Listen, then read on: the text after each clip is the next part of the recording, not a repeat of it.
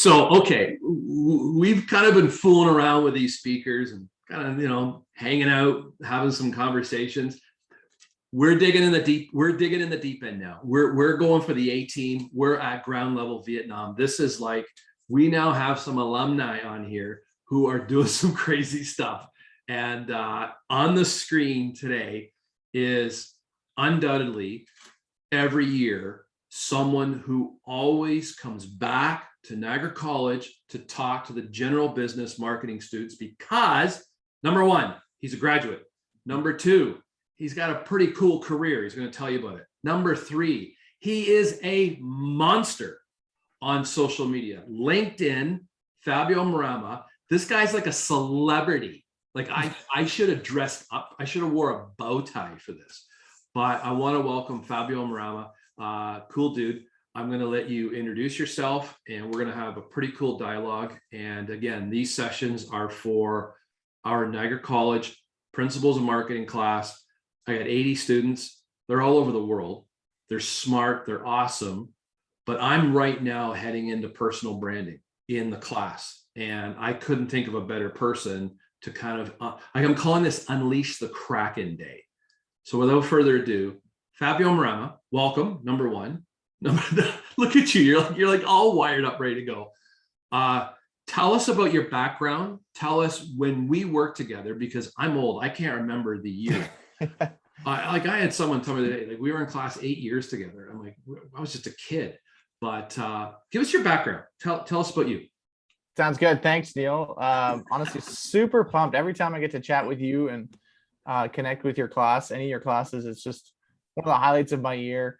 A little bit about myself. My name's Fab, not the model, Fabio the model, but as Neil said, the LinkedIn guy. I'm a local guy. I grew up in Niagara my whole life, and have worked in the financial space actually probably for about a decade now. Yeah. Never knew it would actually jump in there, but I was at Niagara College. I took a general business. Loved the marketing side. I loved kind of getting into sort of some of the sales stuff. And I took Neil's class, and just like many of you guys are sitting here that are doing the same, and really wanted to, go into Niagara College and I want to have an impact.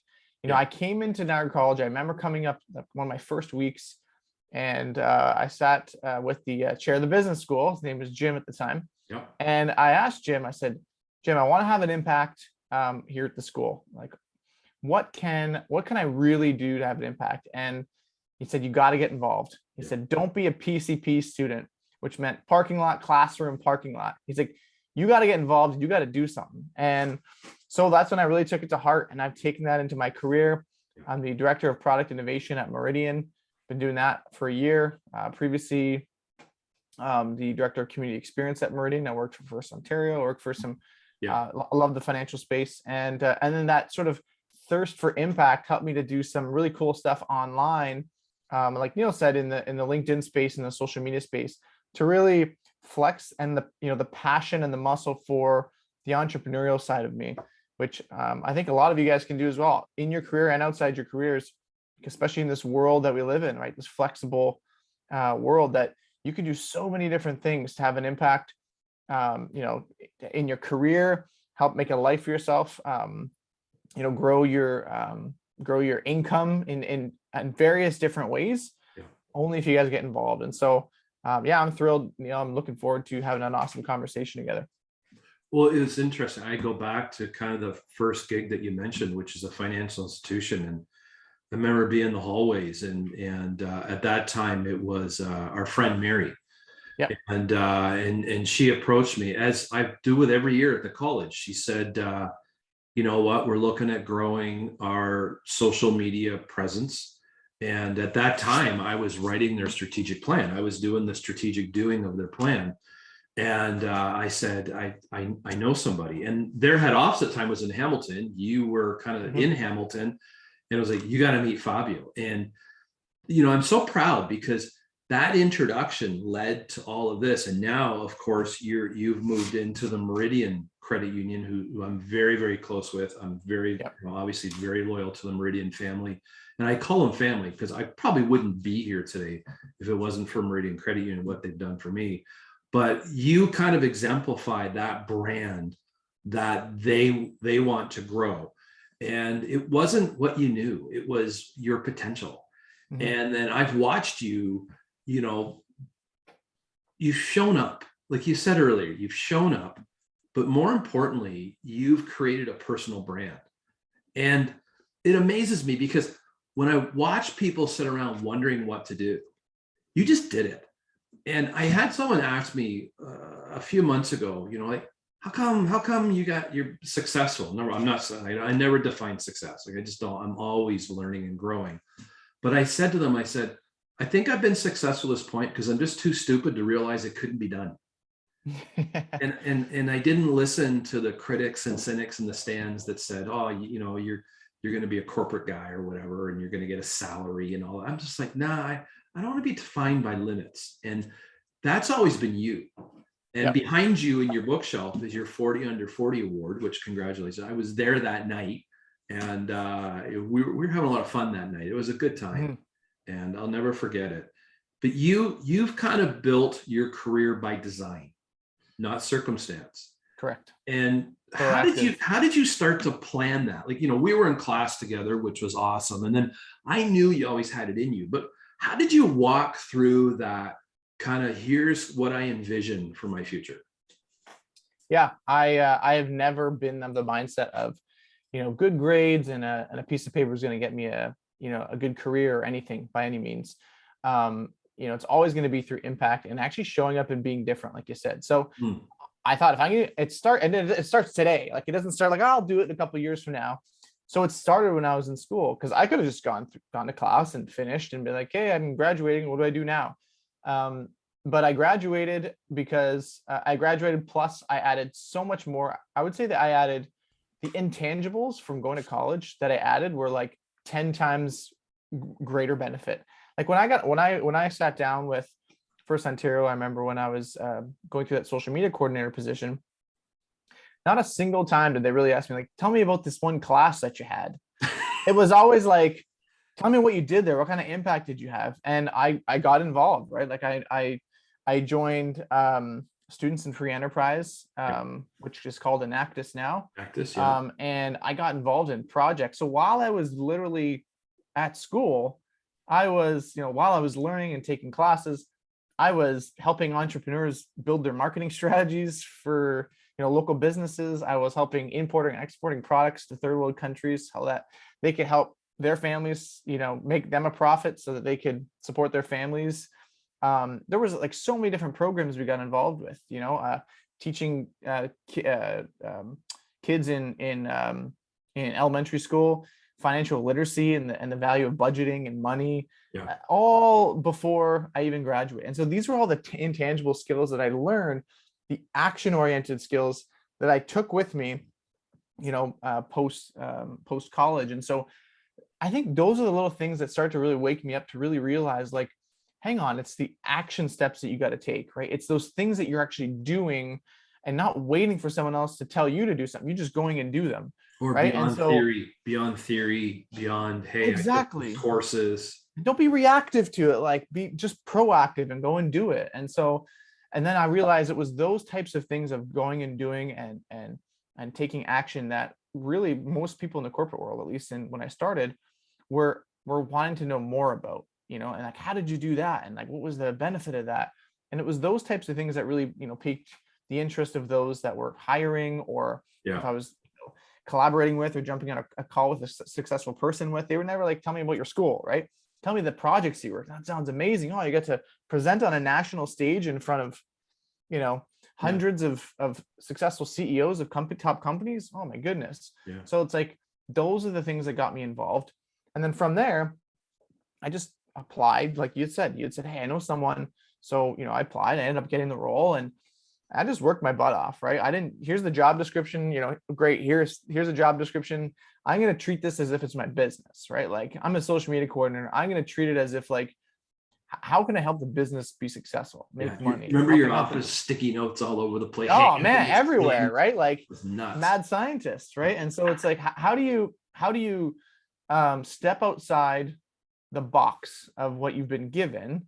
And I wasn't in that role very long before I got a new role.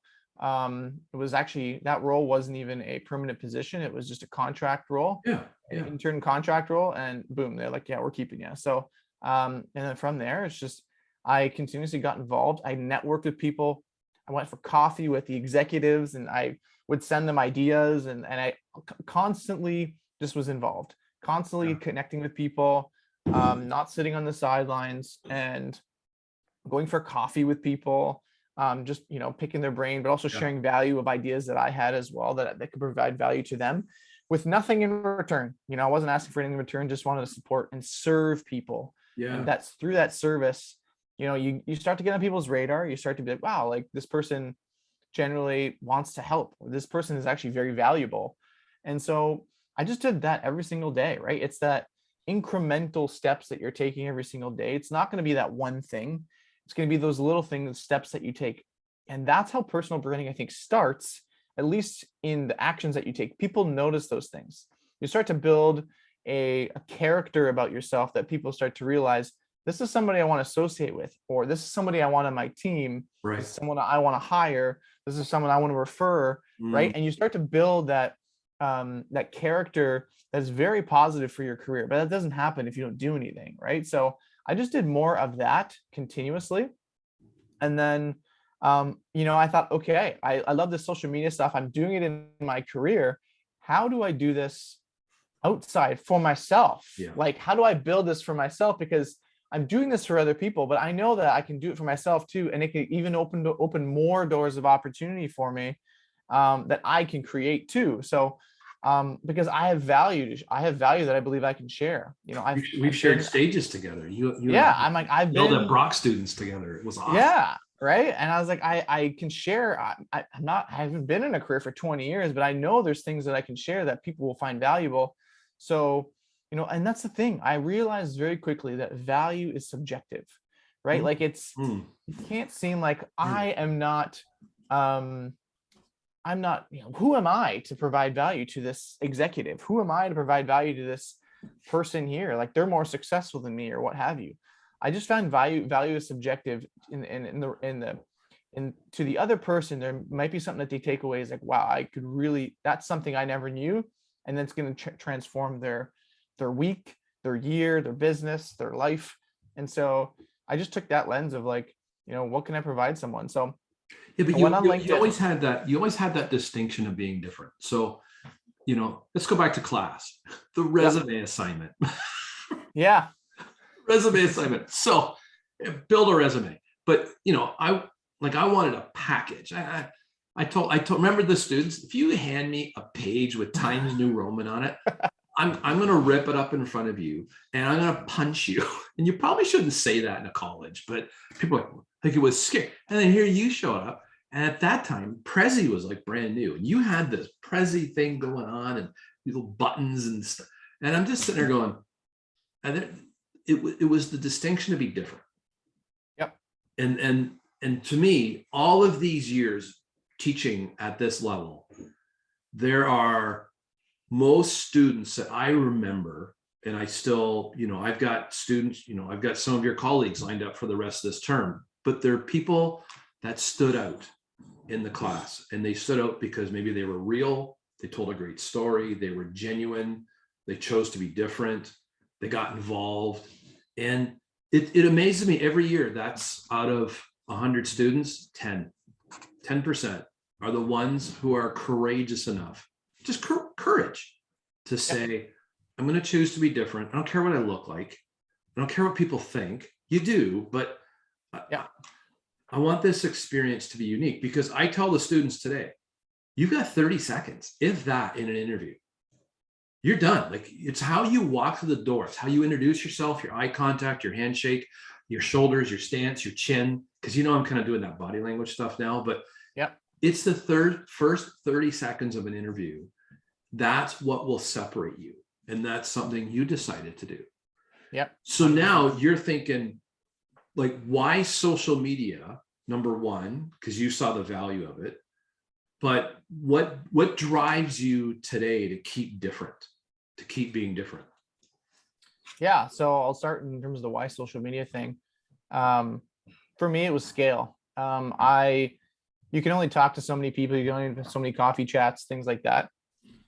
You can open yourselves up to a world of people that I never otherwise would have had a chance to talk to. LinkedIn did that for me. And then secondly, scale, like just visibility. You can't, how do you work?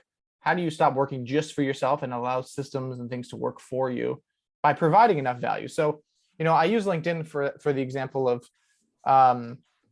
if I can provide enough value to people, thousands of people could see what I'm doing versus dozens, right? So that was one of the biggest reasons, was scale. And so I had a passion for doing video and stuff like that. So that was one of the reasons why I chose LinkedIn, because I figured it's an untapped platform. I wanted to do something different, and social media allowed me to do that. So number one, scale. I was able to do videos and things like that helped grow my audience. I had videos viewed, 50, 100,000 times, views. Yeah. I had a one post hit 1.5 million views. And, but I have videos do 20, 30, 50,000. And I remember standing back thinking, what is 25,000 people really like? Even 25,000, 20,000. I thought that's the Scotiabank Arena fully filled up for a Raptors game, right? Or a Leaf game, or whatever you want to call it. That's full capacity with eyes all on you, watching you, right? With your message. And I thought that's hugely powerful. All you need is two people, one person in there with the right job title or whatever to be like, that person, I need to talk to them, right? Yeah. And so that was hugely moving for me in terms of how do I just keep doing that? And so that was one of the biggest reasons why. And then number two was the opportunities of, I'm in Niagara here. I can only talk to so many people, right? So how do I talk to people in like San Francisco and like very smart people that I never would have had a chance to ever talk to? Yeah. And so I did the same thing, right? And you talk about impact and finding creative different ways to connect with people. I was able to do that. Like I was able to connect on LinkedIn and through different creative methods and ways. I like to say LinkedIn's the backdoor entrance to meeting one of the backdoor to meeting some of the most amazing people in the world. It's other media. It is. And I had full conversations with the co-founder of Forbes.com. I did a post welcoming him to LinkedIn, and he saw it, and that post went viral. That's the one that had 1.5 million views. He reached back out to me and said, "Thank you so much, Fabio." And we had a quick conversation through Messenger. And I thought, when would I ever have the chance to connect and talk to the co-founder of Forbes? And then it went on, and I started speaking to influencers. Some of you may know Jay Shetty. Yeah. He's got, I think he's been viewed over 3 billion times on his views, right? His video views. Like he's one of the most,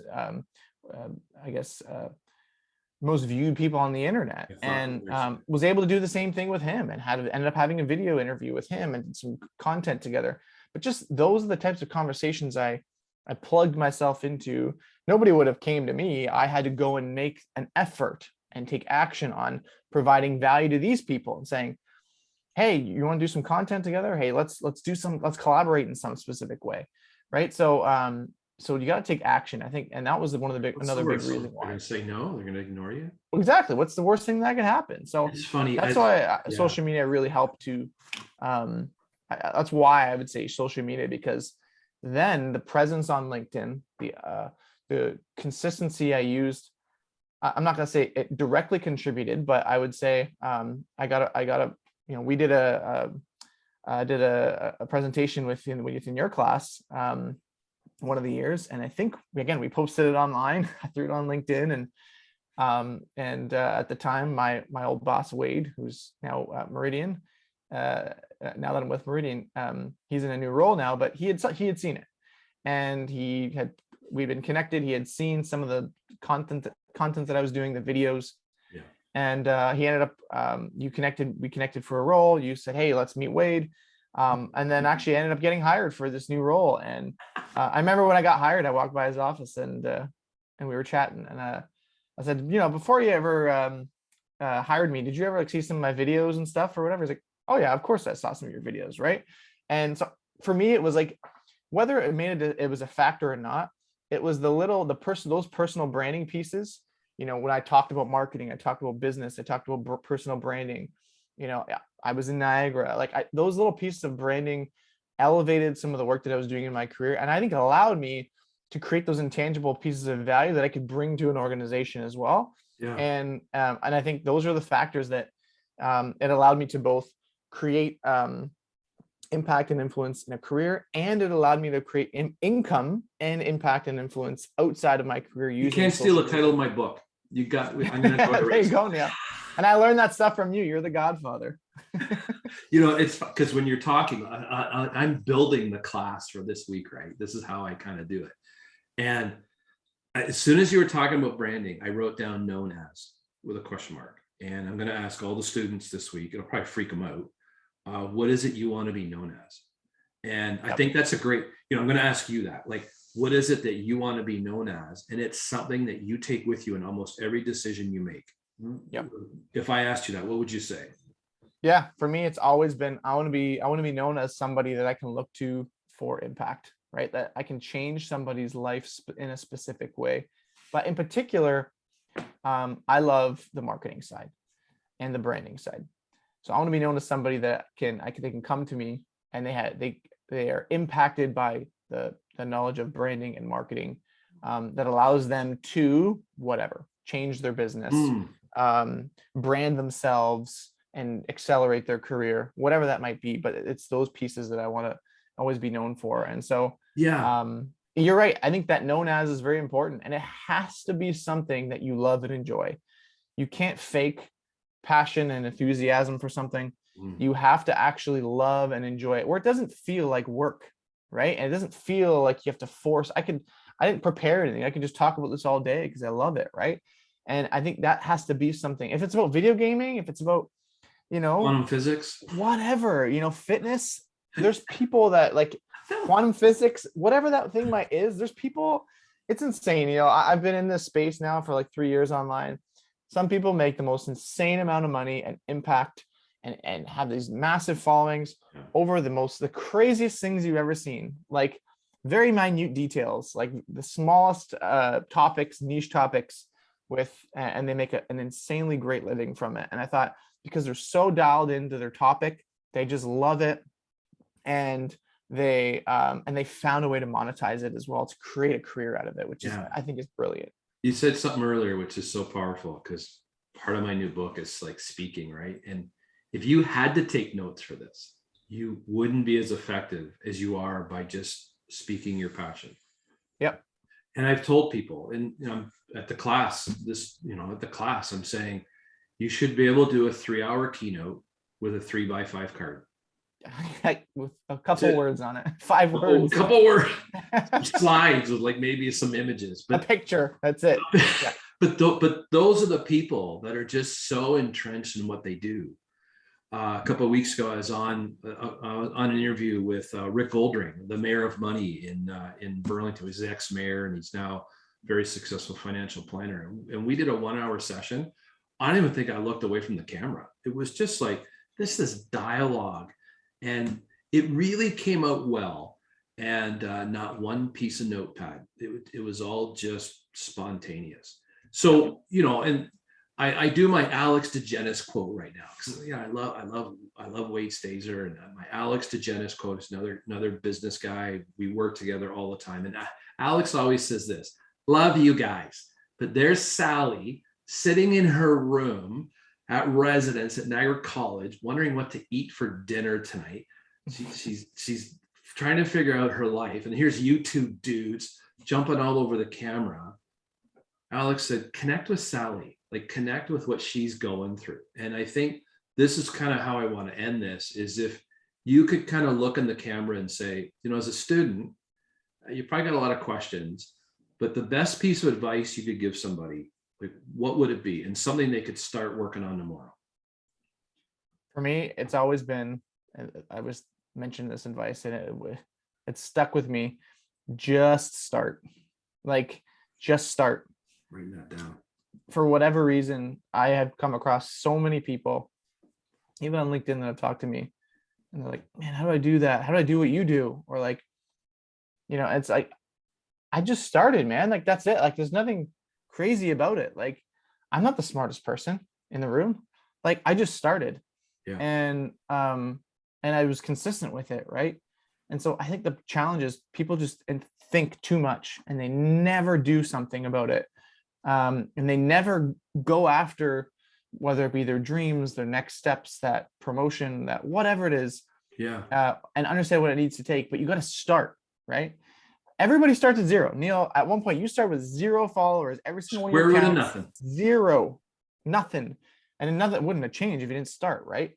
But you just have to start. Like I wouldn't have got to 30,000 followers on LinkedIn if I didn't just start, right? And so it's all about, you just gotta put one foot in front of the other and do something about it. And I don't know why it's my generation and even younger too, for whatever reason, like sometimes we get inside our own head and we just gotta do it, right? And so my word of advice is like, stand out and be different. So if you're going to do something, be different, stand out. Don't just be status quo, but figure out what you want to do, but just start. Those 2 words, just start. Because I think that, you'll look 5 years back and you're like, I'm so glad I actually did something about it. Yeah. And that's the only reason why you would only move forward if you, if you actually did something about it. I think it was the Martin Luther King Jr. quote that said, you don't always have to look at the whole staircase. You just got to take the first step. Yeah. Right. So don't look at the whole staircase. You can envision where you want to go, what you want to get to, but you have to take the first step. And so just start. That's my biggest advice. Write it down. I remember reading, you and I used to read a lot of Gitomer together, Jeffrey Gitomer, and there was a quote in the Little Red Book of Selling. It said, the future of any business will rely on its database and how you communicate with it. And I think with today, like one of the classes coming up is data analytics and the importance of data in marketing. And it's the same thing with your personal brand. And it's getting in front of as many eyes as possible and having something to say, right? In a positive way too. Like a lot of digital media is pretty negative. Like there's a lot of divisiveness out there, but that's the whole Facebook, Twitter, Instagram stuff. I think LinkedIn's an underutilized platform. So I'm going to be teaching this to the students. I'm going to teach the students this, and then also how to join the Fabio Marrama Haircut Club. I think it's kind of the Fabio Marrama Haircut Club. Whenever together, we have like the same do going on. Thanks, dude. I want to thank you for being here. And this is powerful stuff. Like I say, the students love this stuff, but I'm also going to throw this out online, and I'm going to do a little bit of tagging, and it keeps that conversation going. Yep. And so I just want to thank you for doing this. Thank you, Neil. I really appreciate it as well. And you know what? That's another thing is, what you had, when I started school and that sort of thing, it was you. I always thought, connect yourself, attach yourself to somebody who's a few steps ahead or steps ahead of where you are. Right. And that's why I gravitated towards like yourself. And like, I love the enthusiasm that Neil has, like the things that he's, providing value to people. He's enjoying what he's doing. How do I get that? Right.